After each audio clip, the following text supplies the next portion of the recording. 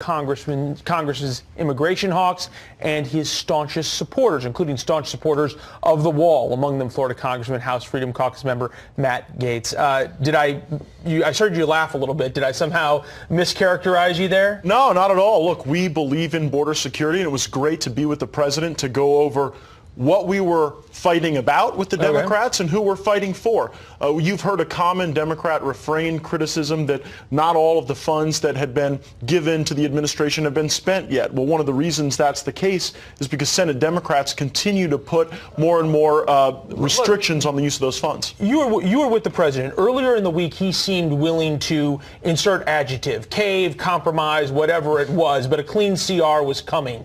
And somehow he then reversed course. Are you confident now he's not going to reverse course again, that he is willing to endure the political hardships here to get that $5 billion?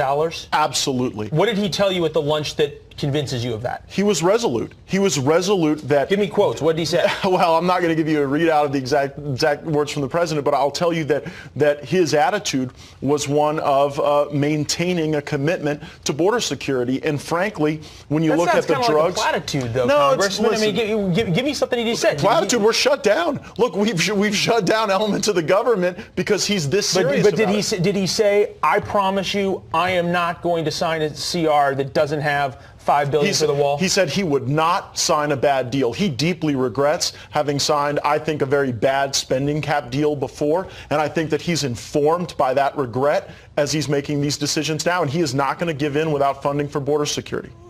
Funding for border security is different than funding for the wall. Border security has to include a physical barrier. But is that the key here, this semantic between Chuck Schumer saying you have to give up the wall, but border security is okay? No. We have to have a physical barrier. One of the challenges is that Democrats continue to try to constrain the ways that the administration could execute that physical barrier with the use of fencing, walling, drones, other forms of technology that in pilot programs are working to seize cartel members and others who are trying to bring special interest aliens into the country.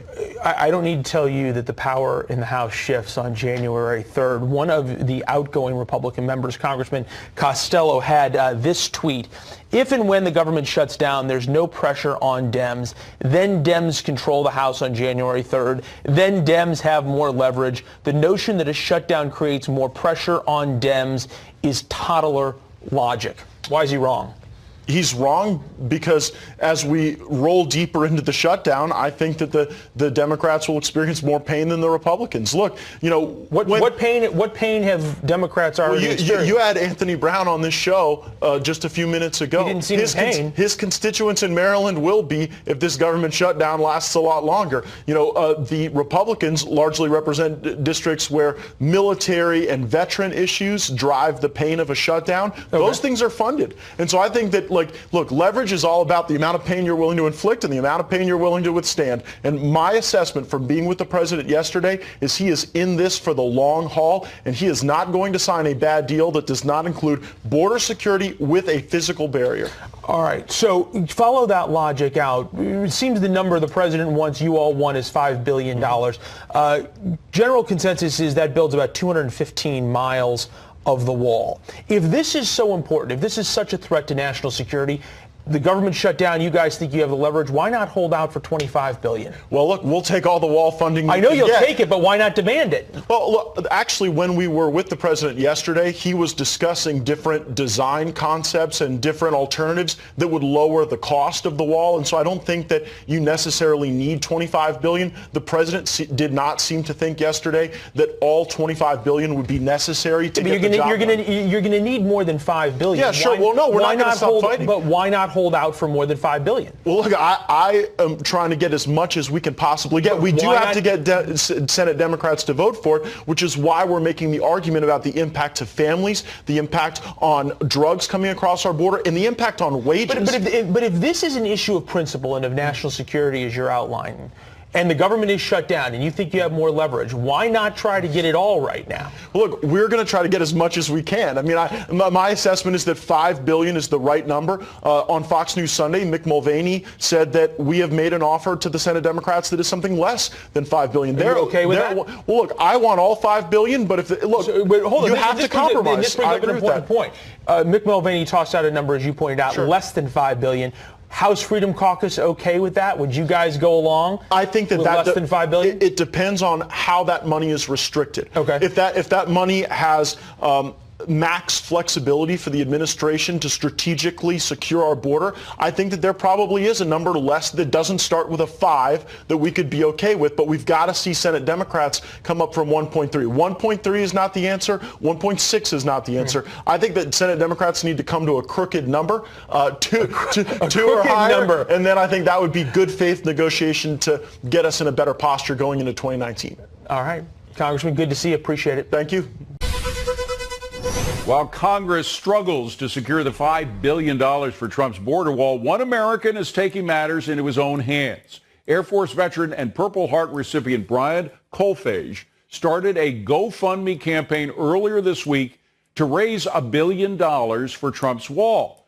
In just 5 days, it's raised over $13 million due to donations from Americans nationwide. Joining me now, Blaise Ingoglia. He is the chairman of the Republican Party of Florida, and Gina Loudon, political analyst and member of President Trump's Media Advisory Board. Good to see you both. Oh, also Gina's author of this great book, Mad Politics. You wanted to get that in there, Gina. Blaise, let me go to you first. Absolutely. One of the reasons President Trump was elected clearly was the wall. It ain't for nothing that he said it at virtually every campaign stop he was at. Democrats know this. That's why they don't want to give this piddling amount, $5 billion for the wall. But that's Americans you still see. I mean, this is not just symbolic, this guy who has a GoFundMe account. I mean, there are millions and millions of Americans who voted for President Trump because of the wall. Yeah, it's not just symbolic. What the Democrats really need to understand that it was a mandate. People of this nation want to secure the borders because this is what happens. You get crime, you get drugs crossing the border. And look, when you put this whole thing into perspective, you're talking about $5 billion out of a $4 trillion budget. It's not that much money. So the Democrats are going to underestimate this issue once again at their own peril like they did in 2016. I think, Gina, they're also underestimating the intelligence of the American public to figure out what's going on. They all come out with these claims of compassion. You know, we are so compassionate for the children, we're for DACA, for the Dreamers, et cetera, et cetera. What about compassion for the angel moms? What about compassion for all the people who've died from drug overdoses as a result of the extraordinary amount of heroin coming across the border and other drugs that lead to the deaths of people? I mean, where's the compassion there?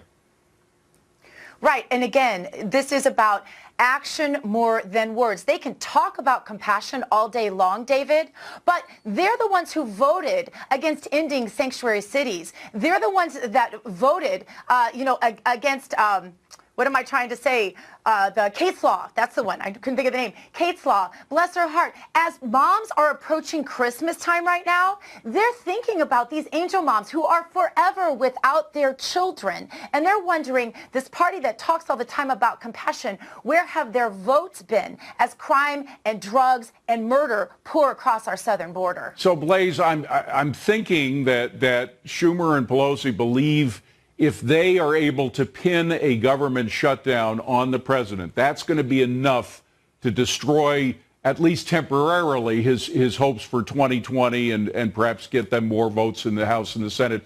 I think they may be miscalculated. The last 2013, by the way, we had a shutdown that was blamed on the Republicans, and the Republicans picked up the Senate in 2014. So it doesn't always work the way Schumer and Pelosi say it's going to work. Mark my words, if there is a government shutdown over securing the border, the Trump rallies in 2020 are going to be bigger than anybody has ever seen. And I want to piggyback on these votes. I know that we're headed towards a government shutdown right now. What I would like to see happen in the Senate right now is take up the House bill with the $5 billion in it. Let them all vote on it right now so we can see and have a record of people who truly stand for securing our borders. And let's see who the people are who are voting against that. And if there are any Republicans who are voting against that, well, let's just hand them switch cards and tell them to switch to Democrat right now, because they're supposed to be campaigning on these issues for years, for decades, some of them. And when it comes time to take the vote, if they vote no, they just need to go away. Gina, we are at midnight going to be in a government shutdown. It may only last a couple of days, but what's your best guess? How long do you think this goes on? I think it'll be short because this president is so smart, so measured, and so strategic. He always knows how to use his leverage, and this is no exception to that rule. But I think we have to remember that the Schumer shutdown is not going to reflect on this president, no matter what. This is going to fall right on the hands of the Democrats.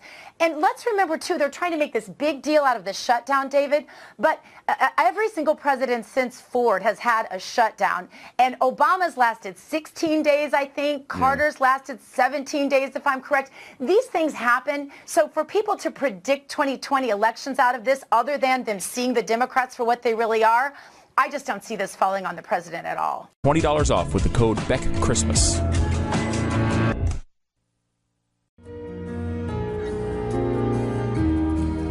Last night I was watching Levin TV on Blaze TV, and Mark was talking about this on the air a bit. The idea that the president is pulling out of Syria, and everybody found out over Twitter at the Pentagon. Just not the way you want to run a country or a war, and it's wrong. This is not going to lead to anything good. I have David French on. We wanted to talk a little bit about being deplatformed and social media and what it says about us, et cetera, et cetera. But he's a veteran of Operation Iraqi Freedom, and so I wanted to get his opinion because he has written a lot about ISIS over the years as well. His opinion on us pulling out of Syria and what this means. Welcome to the program, David. Oh, thanks so much for having me. I appreciate it. Sure. So your thoughts on what happened yesterday? It's stunning, and it's a terrible mistake. It's a very dangerous mistake. It's stunning in part because just days ago, the administration had reaffirmed its commitment to our Kurdish allies and to completing the mission of destroying ISIS. And people have to understand, when you talk about ISIS, there's the caliphate. You know, their attempt to create a nation state that has been the caliphate has been largely wiped out. But ISIS, the terrorist organization, still exists. And to put this into perspective, in 2011, when Obama wrongly pulled out of Iraq, this is something that conservatives were deeply concerned about when he did it. And when he wrongly left Iraq, there were only about 700 members of al-Qaeda in Iraq left in that country, only about 700. The best estimate of the remaining strength of ISIS in Iraq and Syria is between 20 and 30,000. And so to say that it's done, that the job is done, is just not factually correct. It is wrong. We knew this in World War II. I mean, when the regime collapsed in Germany, we didn't stop. We went werewolf hunting. We went looking for those that were called werewolves, self-described werewolves, that were the Nazi believers that went back into the communities and were not going to let this thing die. We knew we had to kill them and stop them. Well, you know, this would be about like declaring the end of the Afghan war right after the Taliban fell, even though we knew that al-Qaeda was still out there. The capital cities of the caliphate have fallen, and Trump deserves a lot of credit for continuing that military campaign and stepping up that military campaign that began under Obama. But now to pull out before that job is done, and then to make it worse, there are three entities most likely to gain, enemies of the U.S. that are most likely to gain from this: ISIS, of course, Russia, and Iran. This is something that we're going to strengthen our enemies. We're going to betray our allies. And to what purpose? This had been one of the most successful American military interventions since 9/11. I mean, we had with very light casualties by comparison to other American military interventions, toppled the heart of the caliphate, empowered Kurdish allies, held the line against Russia and Iran, and put ISIS in headlong retreat. And before it's all done, you just leave, and you do it by shocking your own generals. That doesn't make sense. Why did it happen? Well, we have to crawl into the mind of Donald Trump. I mean, I think part of, from the beginning, he has expressed deep skepticism about America's military actions involvement overseas. He has been talked out of on multiple occasions, headlong and precipitous retreats in Afghanistan, in Syria. You just get the feeling that this is what he wants to do, and that he's been repeatedly talked out of it by the people around him. But he's just going to go ahead and do it. Yeah. Right. Okay. Let's talk about something that I think, David, conservatives and all Americans should be very concerned about right now, but I'm going to really be focusing on it in 2019, and that is the silencing of voices and social media. You wrote an article, "Social Media Idealism Collides with Human Nature." I think that headline says it all. Explain that.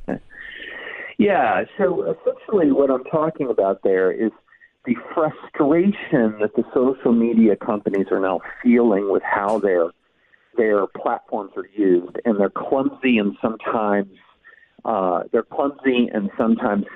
censorious attempts to bring their platforms in alignment with their vision. And so what they imagined was, they're going to create these platforms that are going to bring the world together, and not just bring the world together, and transmit and communicate their values.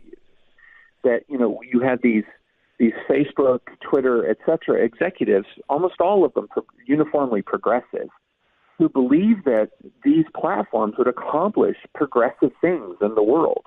But it turns out when you create a platform, when you create a true marketplace of ideas, you also empower a lot of voices you don't like, and a lot of voices you disagree with.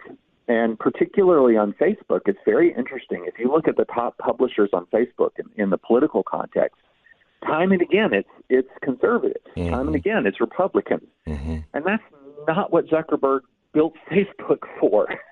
And they have and they've done everything they can to hurt those platforms and to hurt the traffic, trying to, for me, I have 3.2 million Facebook likes and fans and followers.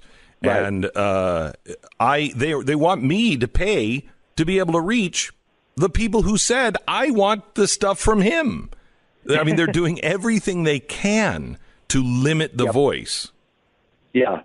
And the problem is they want two things. They want it all, and they can't have it all. So what they want is to reach every person in the world, and then they also want to spread and inculcate a particular set of values. Well, if you make your platform a value transmission device, you're going to limit its reach. And so they keep on trying to square that circle. They keep trying to say, well, we want everybody on there, but we really, truly only want a certain kind of expression on there. You can't have both, but they flail around often trying to have both, or at least trying their best to limit the spread of ideas that they dislike. And this is a real problem. It creates almost an unbearable amount of tension, because on the one hand, you have conservatives saying, hey, treat us equally. Just treat us, we don't need special treatment. Just treat us equally with other perspectives. And then you have progressives who happen to be, in their peer group, essentially, saying, what are you doing? You're all progressives. You want the progressive values spread. I think you also have a third group of people that are both sides that look at these really hideous things from anti-Semites or whatever, right. And say you got to get rid of them. But the correct answer is I can't get rid of anybody. It's a platform. I can't get rid of anybody. Well, yeah, I think, and I've been long arguing this, that the correct way to look at this is to not try to reinvent the wheel, but take America's 200-plus years of experience with the First Amendment and apply it to these social media companies, not by force of law. And I don't want Congress saying you have to apply First Amendment principles. But I'd say Twitter and Facebook voluntarily applying First Amendment principles, and core to the First Amendment jurisprudence is the idea of viewpoint neutrality. In other words, if we're a platform, whatever rules we put in place, they're going to be viewpoint neutral rules. We're not going to privilege a point of view and suppress another point of view. We're going to create a marketplace of ideas, and I think that that's the way through this wilderness. But because they have not done that, and because they have put their thumb on the scales, sometimes to get rid of really, truly bad people, no question, but because they have put their thumb on the scales, they're opening themselves to endless charges of double standards. Yeah. Because those double standards are very, very real. And I'm trying to decide Facebook, Google, all social media and these big platforms, YouTube.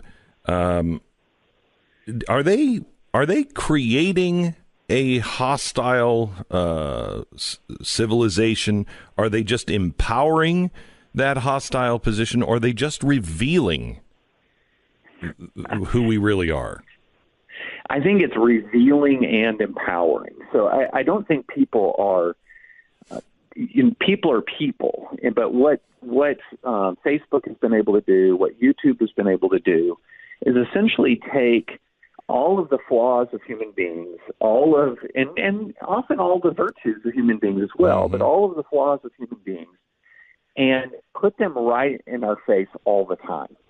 So that if, let's say you have neighbors who live 5 doors down who have bad ideas about politics, you might not ever encounter them pre-Facebook, pre-Twitter. But now everybody's bad ideas, and by bad ideas, the ones you don't like, are thrown in your face constantly all the time on these platforms. And I think what it does is it sort of takes our natural emotional reaction to being exposed to things we don't like, makes it relentless, and then sort of over time turns it up to 11.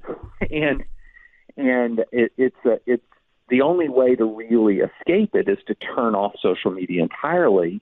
But then you get that sort of nagging feeling that, what am I missing? Am I missing these developments with my grandkids? Am I missing these developments with my friends on the West Coast? So you turn it back on for the friendships, and then there it is again, all of the things that you dislike. And I think it just